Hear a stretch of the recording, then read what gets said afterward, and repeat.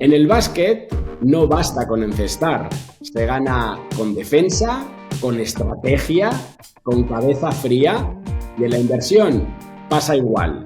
Hoy veremos cómo los valores de la cancha, la disciplina, la resiliencia, la visión son también las claves para que aprendamos a invertir mejor. Preparados, que empezamos.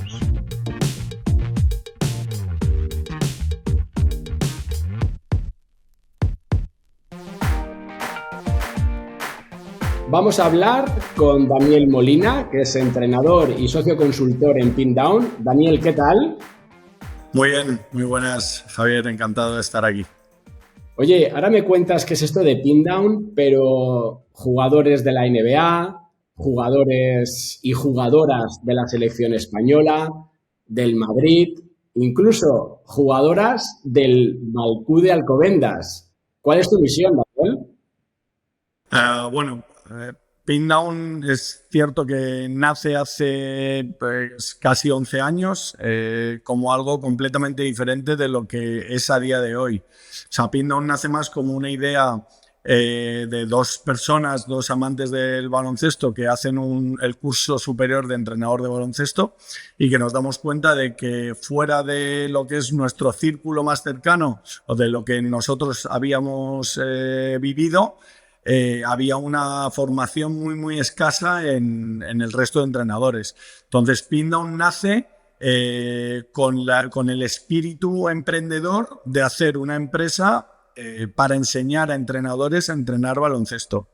Luego sí que es cierto que pues con el tiempo nos dimos cuenta de que a nivel económico a lo mejor podía ir mejor por otro ámbito, nos diversificamos y pues a día de hoy es un poco pues lo que tú has descrito, es una empresa de tecnificación de baloncesto que es especializada un poco en la técnica individual, pero que sí que es cierto que hacemos muchas otras cosas y con un espectro de clientes tan grande, pues como tú bien decías, desde niñas benjamines, alevines, de clubes punteros o humildes a jugadores all-star en la NBA.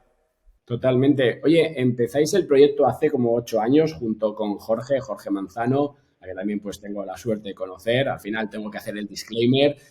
Conozco pues a Pindown el proyecto y pues yo creo que es interesante el traerlo al mundo de la inversión porque pues uno de mis hijos pues es alumna de Daniel y de Jorge y creo que esos valores que estáis un poco pues inculcando en los niños, en los jugadores, pues se puede llevar al mundo de la inversión, ¿no? Y de ahí el que tengamos esta charla y agradecerte, pero decías que el proyecto nace como esa cuna para entrenadores y lo lleváis al final como ese proyecto para que los jugadores se tecnifiquen, mejoren y al final utilicen, si queréis, el esfuerzo, ¿no? Para mejorar. Entiendo que esa sería vuestra misión, ¿no? Efectivamente. O sea, desde el punto de vista de inversión siempre ha sido lo mismo. Tanto si nos fijamos en los entrenadores como si nos fijamos en los jugadores, al final es aportar parte de tu esfuerzo, parte de tu tiempo para tener un resultado mejor, ¿no? Dentro de tu carrera laboral. Así un jugador pues, puede ser mejor jugando al baloncesto o un entrenador ser mejor entrenando al baloncesto. Lo que sí que es cierto es que pues, a lo mejor en los inicios de Pindown siempre tienes la vista en el rendimiento más puro y una vez vas dando pasos en el negocio, pues se van abriendo otras posibilidades o otros ámbitos en los que también es súper importante. ¿Por qué te digo esto? Hay la gran mayoría de la gente que nos pregunta el perfil de personas o de clientes que tenemos en Pindown, piensa que son gente de un nivel de desempeño muy alto. La realidad que tenemos a día de hoy es que no es así para nada. O sea, no todos los jugadores que vienen a Pindown son unos virtuosos del baloncesto, sino que tenemos absolutamente todo el espectro, no solo en edades, sino en niveles. ¿Cuál es el motivo de este? Bueno, eso es interesante, Dani, porque yo ahora te lo quiero bajar al mundo de la inversión y nos pasa un poco lo mismo, ¿no? O sea, yo quiero que tú me hagas todas esas características, ese esfuerzo, esa disciplina que estás viendo en el básquet, quiero llevarlo al mundo de la inversión, porque en el fondo pasa lo mismo. Cuando yo abro la plataforma de Toro, tenemos inversores muy sofisticados, incluso se dejan copiar, sean vuestros entrenadores, que al final pues son los que un poco dirigen, si quieres, como inversores que empiezan, ¿no? Y por eso quiero buscar esos valores, ¿no? Entonces, oye, Efectivamente. cuando volvemos al tema del esfuerzo, ¿vale? Desde la parte del deporte, del básquet en este caso, o sea, ¿qué tipo de esfuerzo es realmente el que marca la diferencia? Es decir, hablamos de cantidad de horas, hay técnica, ¿hay algo más? Es un mix, es un mix. O sea, nuestro trabajo casi nunca es algo aislado. O sea, la tecnificación en nuestro caso es un esfuerzo extra a lo que ya tienes. O Claro. sea, absolutamente todos los jugadores que tenemos, o bueno, no absolutamente, pero el 99% de los jugadores que tenemos están ya en un equipo. Es decir, ya tienen su horario y sus entrenamientos normales. O sea, tu hija tiene sus entrenamientos semanales de preparación física, sus entrenamientos semanales de táctica o de entrenamiento de equipo más puro, y luego al margen de eso hace una inversión extra de esfuerzo y de tiempo para mejorar su desempeño técnicamente y poder verlo plasmado en la cancha con el equipo, ¿no? Claro. Entonces, es así un poco en absolutamente todos los niveles. El jugador del Real Madrid que viene y entrena 2 o 3 veces con nosotros la técnica de una manera más especializada, y la niña más pequeña que lo hace pues de una manera más global, que imagino que en el mundo de las inversiones será un parecido. Claro, es que aquí lo que pasa, al final no es más horas, sino que es más calidad, es más intención, es más recuperación incluso, ¿no? Sí, o incluso intensidad en este mismo momento, o volumen de repeticiones también en muchas veces. Por eso te decía que es muy dependiente del jugador. Es más dependiente del momento en el que está el jugador que de otras cosas. Hay jugadores, por ejemplo, te puede llegar el Illón en Diaye, que ha estado trabajando con nosotros durante 3 o 4 años, pero que el año pasado, por ejemplo, dedicó mucho tiempo a su tecnificación. ¿Por qué? Pues por una serie de situaciones en su vida personal. En el equipo, en el primer equipo del Real Madrid, no contaba a lo mejor con todos los minutos que él quería o que él necesitaba, y a la vez se le estaba abriendo la opción de que se le terminaba el contrato y podía entrar en la NBA, ¿no? Pues con nosotros trabajaba exactamente esas aptitudes que le podían hacer mejorar su rendimiento en lo que le iban a pedir en la NBA. Eso es, con lo cual aquí vemos como ese esfuerzo lo que tienes que hacer es llevarlo hacia un mejor proceso, no por invertir todo el tiempo, efectivamente, no para hacer 1000 trades lo vas a hacer mejor, sino que tendrás que tener ese proceso con ese esfuerzo que te va a llevar, ¿no? Pues al final a aprender, y en este caso, como decías, en la parte de esa mejora. Daniel, si lo bajamos a la parte de estrategia, ¿vale? ¿Cómo se construye un plan de juego sólido? O sea, ¿qué elementos clave debe tener en cuenta un jugador para hacer una buena estrategia deportiva? Pues otra vez depende mucho del tipo de jugador y del momento en el que se encuentre. O sea, realmente nosotros nos basamos en eso, en nuestra experiencia. Nosotros utilizamos un término que llamamos mirror player, que pues, se basa en una serie de aptitudes tanto técnicas como físicas, y evidentemente también tácticas. Entonces, establecemos una serie de jugadores espejo con características similares y vemos qué cosas son las que les hacen estar en un nivel y mantenerse a ese nivel, e intentamos replicarlas en los otros jugadores. Ahí hablamos tanto de gestos técnicos como de eficiencia de gestos técnicos. No solamente de gestos técnicos, sino también acciones. Claro. Claro, o sea que al final esto vendría a ser como, lo pasamos a nuestro mundo de la inversión, el tener un buen asset allocation, unas reglas predefinidas de ajuste claras, e incluso pues dentro de la parte que tú decías de esos jugadores espejo, nosotros tenemos pues esos inversores que tú puedes copiar y que tú puedes al final pues también entender cómo lo hacen para tú mejorar, ¿no? Y que al final no sé si estás de acuerdo con esto que acaba de ocurrir, pero vendría a ser como que el plan se gana entre semana y el día del partido solo ejecutas. Eh, en el baloncesto depende. Si la calidad del jugador es media-baja, en ¿Vale? poco tiempo puedes obtener un rendimiento muy alto. Si la calidad del jugador es alta, el rendimiento se obtiene de una manera más, te diría, un poco más regular en el tiempo, con altibajos, pero de una manera más regular en el tiempo. O sea, no sé si Perfecto. en la inversión es exactamente igual. A lo mejor el poder de invertir te hace tener unos picos mayores que si eres un inversor más novel, ¿no? Que a lo mejor tiene una capacidad menor, pero estoy seguro de que en su economía personal a lo mejor sí que tiene más impacto un Claro. inversor novel que empieza y hace una inversión, aunque su beneficio sea menor en cantidades totales, seguramente tenga un impacto más grande en su vida. No sé si podríamos hacer esa Sí, comparación.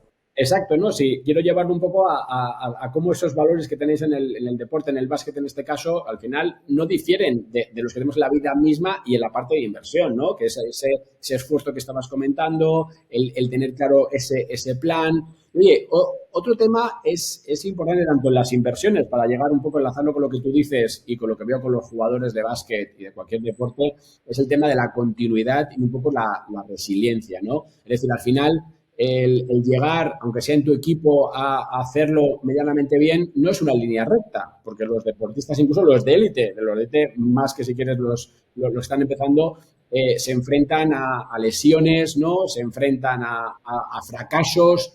¿Cómo se maneja, Dani, esa continuidad y esa resiliencia frente a la adversidad? Bueno, pues lo primero de todo siendo consciente de que el fracaso es una opción muy posible. O sea, muy posible.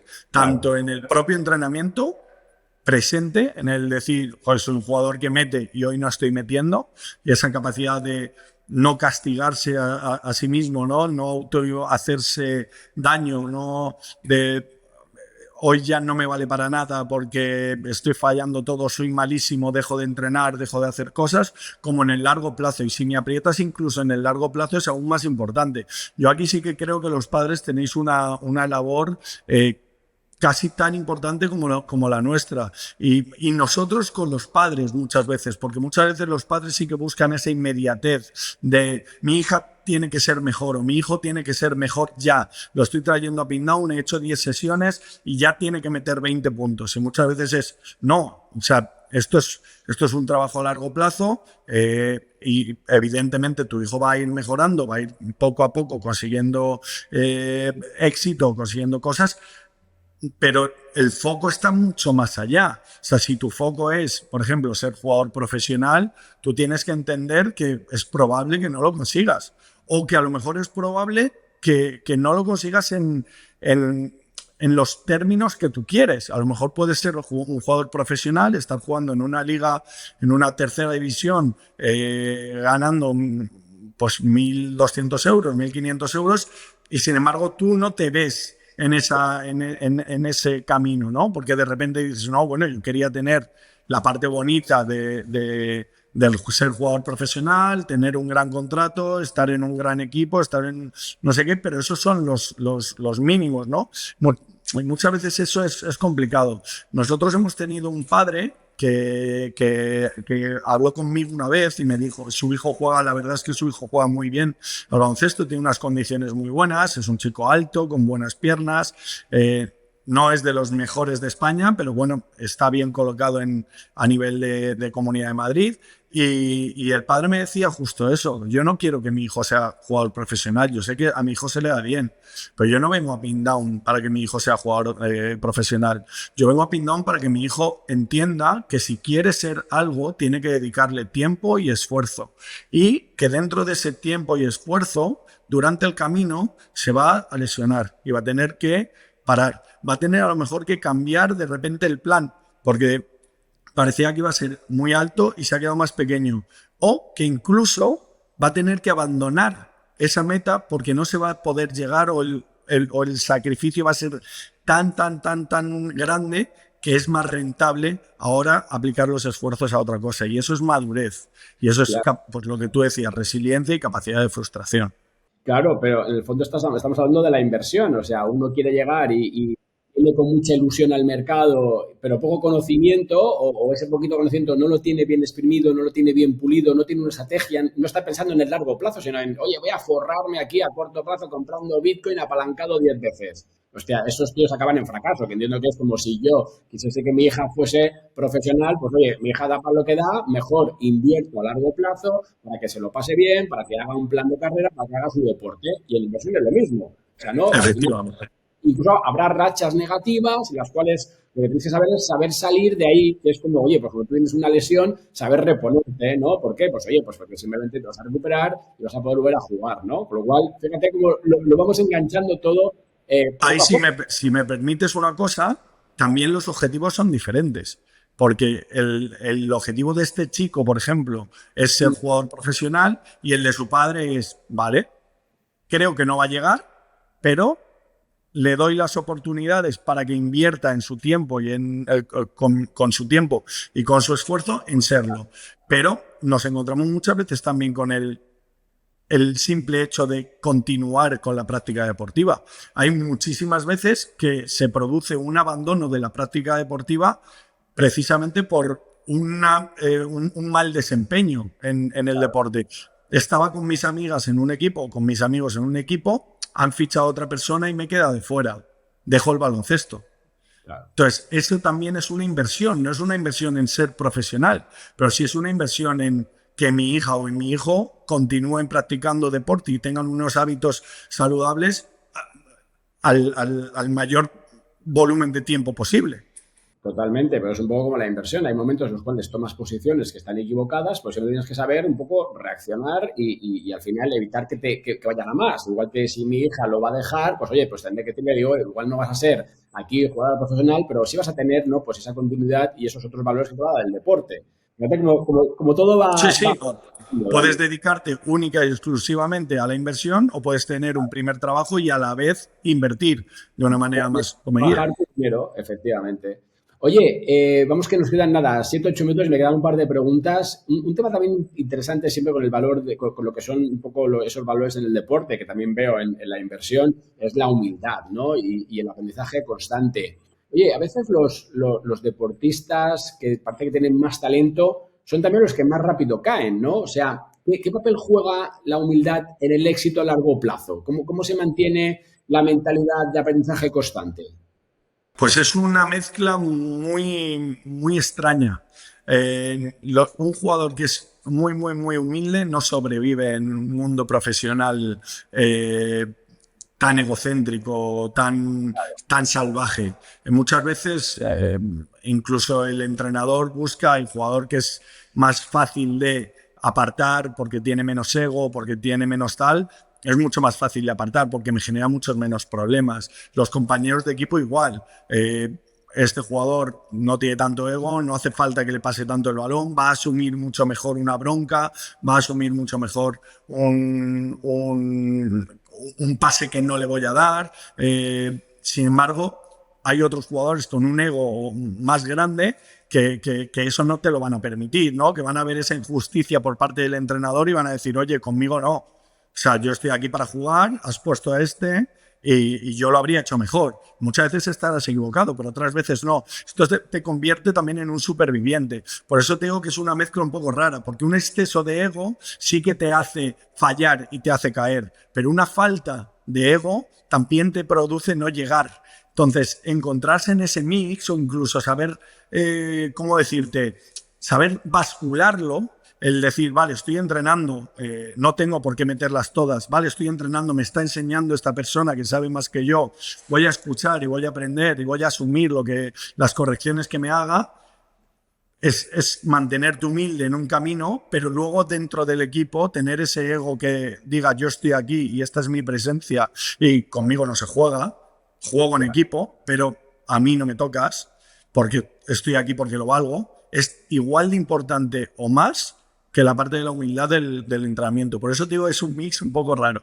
Claro, aquí lo podemos bajar a una especie de de una parte, evitar sesgo de confirmación, ¿no? Porque muchas veces tú te crees que eres el mejor y no vas a fallar en esa operación y al final, pues el mercado te pone en tu sitio, pero al mismo tiempo tengo que tener claro ese plan, esa estrategia, ¿para qué? Para decir, oye, yo estoy aquí con este objetivo de que quiero que mi dinero esté trabajando a largo plazo, ¿no? Y de esa forma, pues incluso, pues eso, hacerte mejor, pese a que también sepas encajar un poco con humildad, si quieres, esos golpes que el mercado te va a dar siempre, ¿no? Y a cualquier jugador que le va a dar al final, pues esos altibajos, ¿no? Y muchas Claro, veces... una falta de ego es Eh, invierto, he tenido un error, no vuelvo a hacerlo nunca más. exactamente, exactamente. Aquí Y también todo lo veo, contrario. claro, y veo evitar un poco la tiranía del éxito pasado, ¿no? Porque muchas veces caes en eso, como soy bueno, lo voy a encestar, voy a ser el mejor y estoy invirtiendo bien, me ha ido bien esta operación y luego acabas al final, pues, incluso tomando más riesgo, ¿no? Por llevarlo a la parte. Oye, nada, dos preguntas, Dani. La parte de gestión de riesgo, tenemos que hablar de eso porque entiendo que en un partido importante, un deportista, como tú decías, debe tomar decisiones rápidas, ¿no? Que implican riesgo. Oye, ¿cómo les enseñáis a esos jugadores, a los atletas, a manejar el riesgo bajo presión y a tomar decisiones lo más calculadas posibles? Nosotros hacemos ejercicios de handicap. Nosotros metemos ejercicios en donde los jugadores tienen presión y ese handicap va escalado en función del nivel de desempeño de lo que estás haciendo con ese jugador.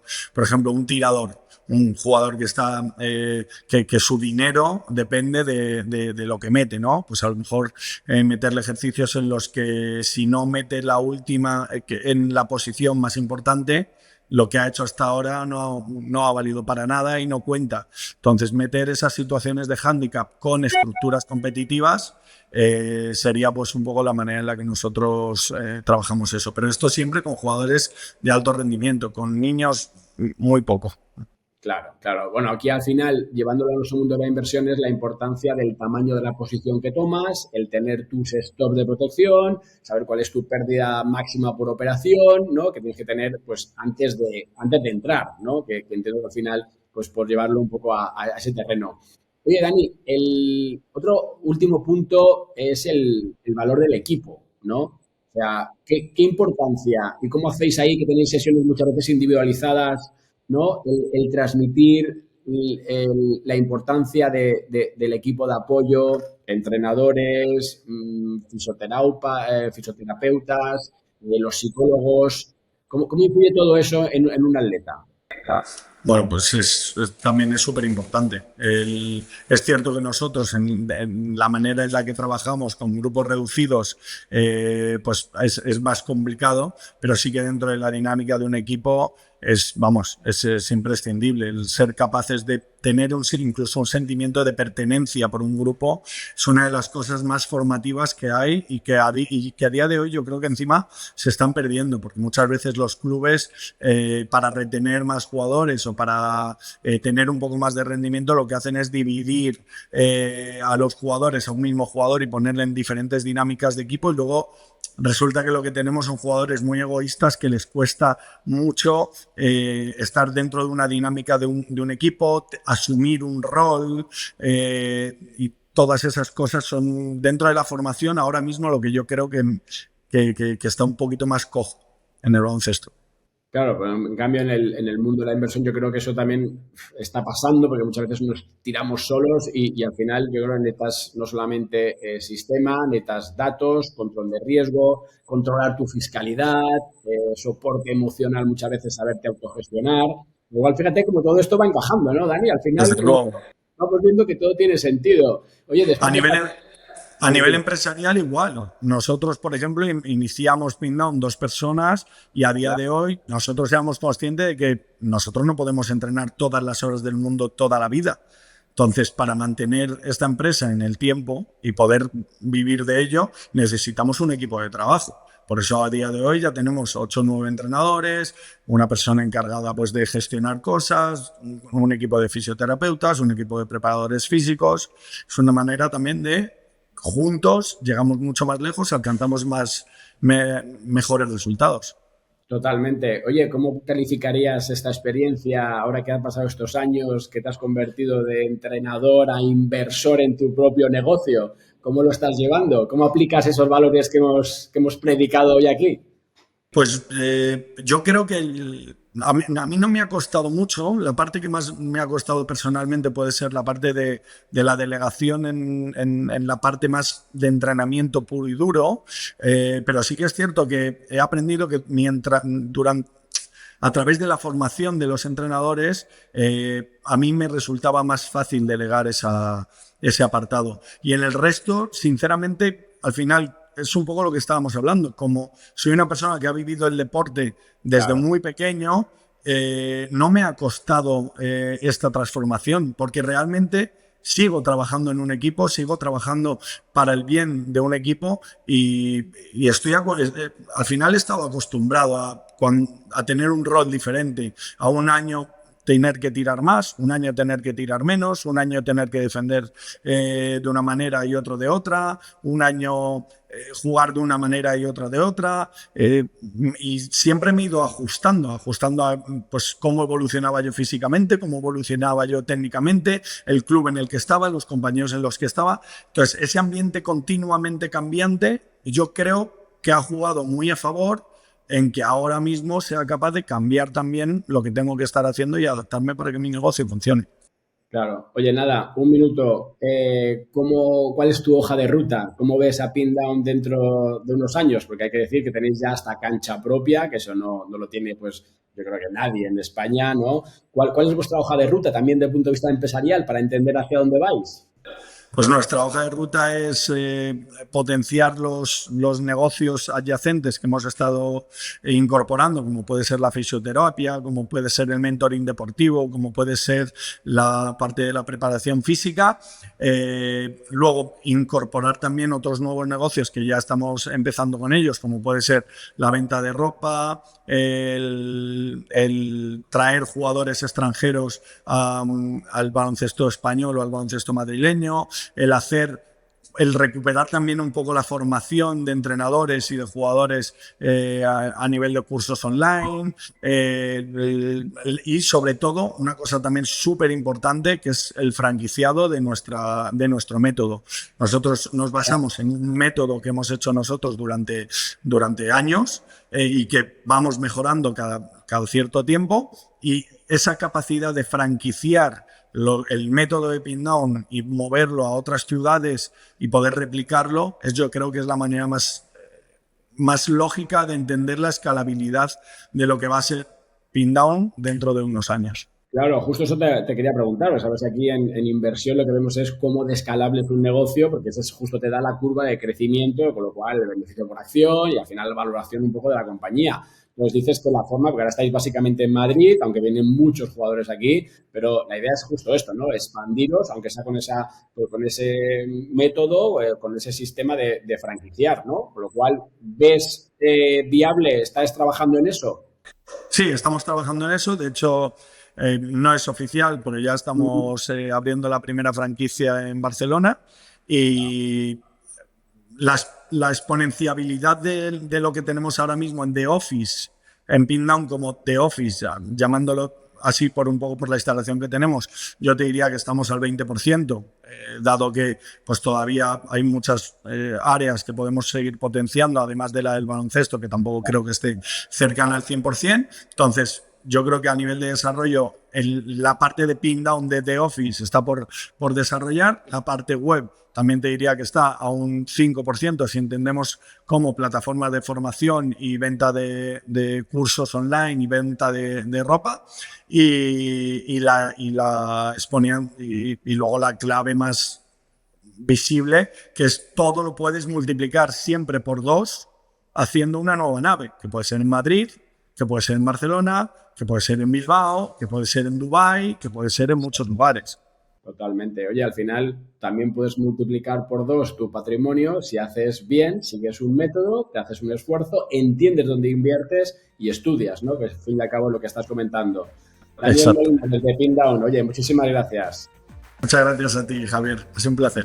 Pues nada, ya lo habéis visto, al final podemos unir deporte, podemos unir emprendimiento y cómo eso lo bajamos a nuestro mundo las inversiones. Nos continuamos aquí viendo en Conversaciones con Líderes en eToro. Gracias, hasta la próxima.